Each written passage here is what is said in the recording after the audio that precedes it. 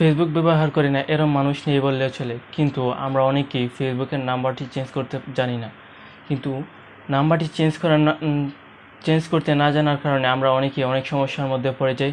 তো আজকের এই ভিডিওর মধ্যে আমি আপনাদের দেখিয়ে দিব কিভাবে একটি ফেসবুকের নাম্বার চেঞ্জ করবেন।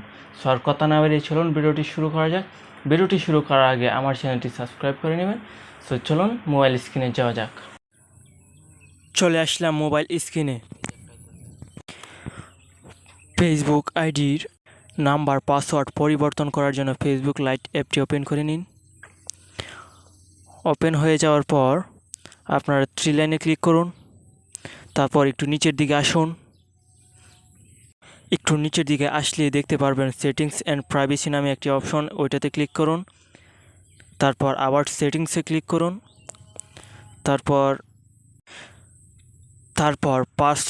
পার্সোনাল অ্যান্ড অ্যাকাউন্ট ইনফো এটাতে ক্লিক করুন।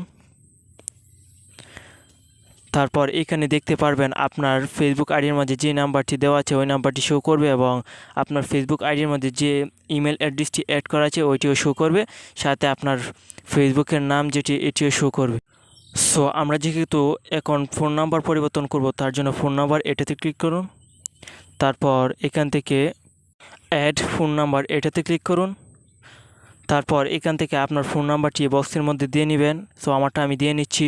সো নাম্বারটি বসানো হয়ে গেলে কন্টিনিউ বাটনে ক্লিক করুন। তারপর আপনি যে নাম্বারটি বসিয়েছেন ওই নাম্বারে একটি ওটিপি কোড যাবে, এই কোডটি এই বক্সের মধ্যে দিয়ে দিবেন।